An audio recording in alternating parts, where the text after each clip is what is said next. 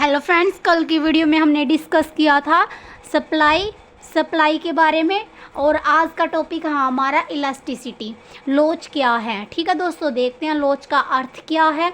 अर्थशास्त्र में लोच किसी वस्तु या सेवा की मांग या आपूर्ति की संवेदनशीलता को दर्शाता है। किसको दर्शाता है दोस्तों?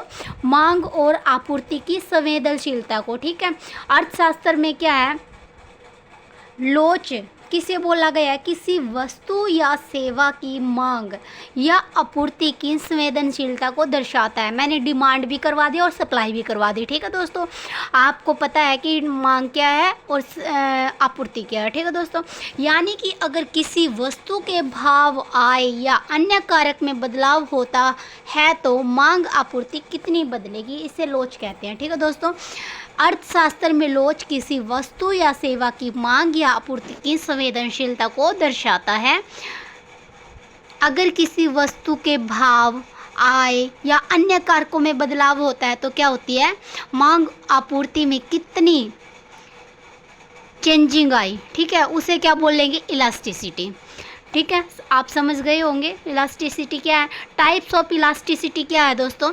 टाइप्स ऑफ इलास्टिसिटी, मूल्य लोच क्या है दोस्तों? मूल्य लोच देख लेते हैं एक बार।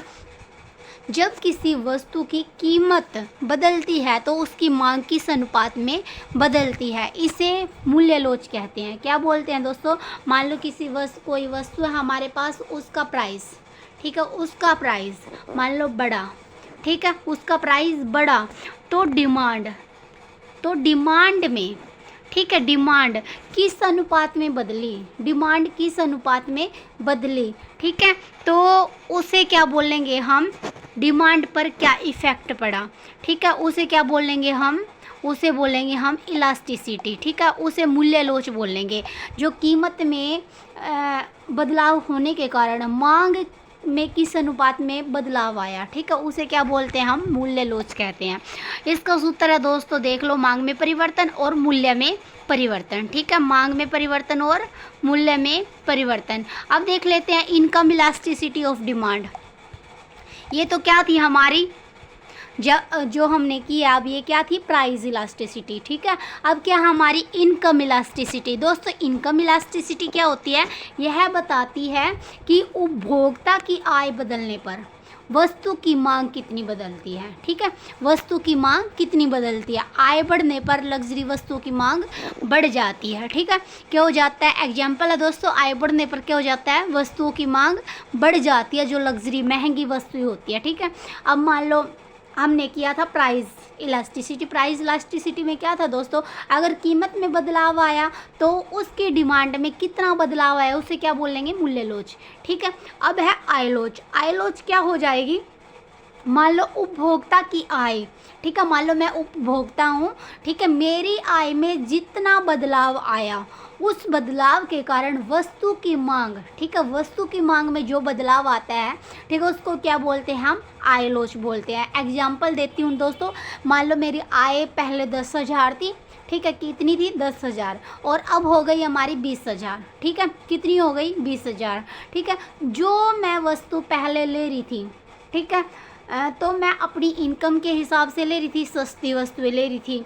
बट जैसे ही मेरी इनकम इंक्रीज़ हुई तो मैंने अपनी जो वस्तुएं हैं वो चेंज कर दी। ठीक है, मान लो मेरे पास कूलर था तो मैंने कूलर को चेंज करके, कूलर 20,000 इनकम में तो आएगा नहीं, 50,000 लगा लो।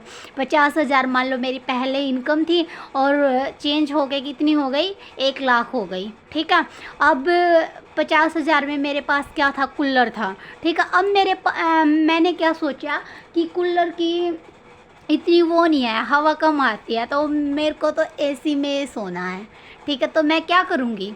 एसी की डिमांड करूँगी ना। जैसे ही मेरी इनकम बढ़ी तो मैंने लग्जरी वस्तु, ठीक है, महंगी वस्तु चुनी। ठीक है, ये हो जाएगी हमारी आय लोच। अब है क्रॉस लोच। क्रॉस लोच क्या हो जाएगी? यह दिखाता है कि एक वस्तु की कीमत बदलने से दूसरी वस्तु की मांग पर क्या असर होता है? क्या दोस्तों? क्रॉस लोच, ठीक है। क्रॉस लोच क्या हो जाएगी? ये, ठीक है। मान लो ये वस्तु है, ठीक है। इस वस्तु की मांग में चेंज होने से इस वस्तु की मांग में क्या चेंज आया, ठीक है। तो ये क्या हो जाएगी? हमारी क्रॉस लोच। एक वस्तु की कीमत बदलने, मान लो ये हमारे पास एक वस्तु है, ठीक है। ये हमारे पास क्या है? एक वस्तु है, मान लो, ठीक है। तो दूसरी वस्तु एक ये हमारे पास क्या है? हमारे पास ये है, मान लो ये हमारे पास दूसरी वस्तु है, ठीक है। तो इस वस्तु में परिवर्तन होने पर, इसकी कीमत में परिवर्तन होने पर इस पर क्या इफ़ेक्ट पड़ा, ठीक है। वो क्या हो जाएगी? हमारी क्रॉस लोच, ठीक है। मान लो चाय और कॉफ़ी, क्या है दोस्तों? मान लो पहले मैं क्या करती थी? चाय लेती थी, ठीक है। क्या ले रही हूँ मैं? चाय ले रही हूँ, ठीक है। चाय में क्या आया? चाय के दाम बढ़ गए, ठीक है। और कॉफ़ी के सस्ते हैं दोस्तों। तो मैंने क्या किया? चाय की जगह कॉफ़ी पीनी स्टार्ट कर दी। क्या स्टार्ट कर दी हमने? कॉफ़ी पीनी स्टार्ट कर दी। मान लो कॉफ़ी के दाम जो है वो सस्ते हो गए और चाय के बढ़ गए, तो मैंने क्या किया? कॉफ़ी पीनी शुरू कर दी, ठीक है। तो मतलब क्रॉस लोच, जिस वस्तु के प्राइस में चेंज आता है, ठीक है, उसके अगर मान लो चाय के प्राइस में क्या आया? चेंज आया, तो कॉफ़ी में भी क्या देखने को मिलेगा? चेंज देखने को मिलेगा उसकी डिमांड में भी, ठीक है। अब है कार और पेट्रोल। मान लो ये कार है, ठीक है। कार है दोस्तों, कार की कीमत बढ़ा दी। क्या कर दिया? कार की कीमत बढ़ा दी। तो पेट्रोल तो अपने आप कम हो जाएगा। जब कार ही नहीं चलेगी तो पेट्रोल कहाँ से खरीदेंगे, ठीक है। अगर कार महंगी होगी तो कार क्या खरीदी जाएगी? कम खरीदी जाएगी। क्या खरीदी जाएगी? कम खरीदी जाएगी।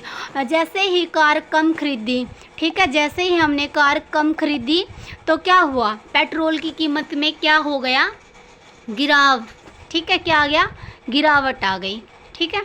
क्या आ गई? गिरावट आ गई पेट्रोल के दाम में, ठीक है, डिमांड में।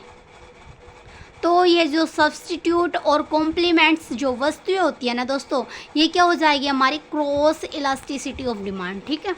ये क्या हो जाएगी? हमारी क्रॉस इलास्टिसिटी ऑफ डिमांड। अब है प्राइस इलास्टिसिटी ऑफ सप्लाई। हमने पहले क्या किया था दोस्तों? Price elasticity of demand. अब क्या? हमारी प्राइस इलास्टिसिटी ऑफ सप्लाई। अब सप्लाई के बारे में, ठीक है। जब किसी वस्तु के मूल्य में बदलाव होता है तो उसकी आपूर्ति किस अनुपात में बदलती है? डिमांड में क्या किया था? अगर डिमांड में परिवर्तन होगा, ठीक है, मान लो किसी के प्राइस में बदलाव आया, चेंजिंग आई, तो उसकी जो डिमांड थी उसमें भी चेंज हुआ, ठीक है। ऐसे ही अब क्या है? मूल्य में बदलाव।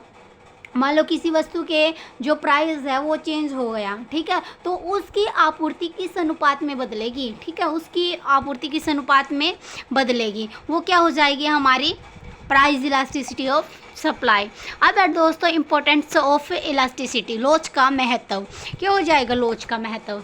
सरकार टैक्स नीति बनाते समय लोच को ध्यान में रखती है, ठीक है।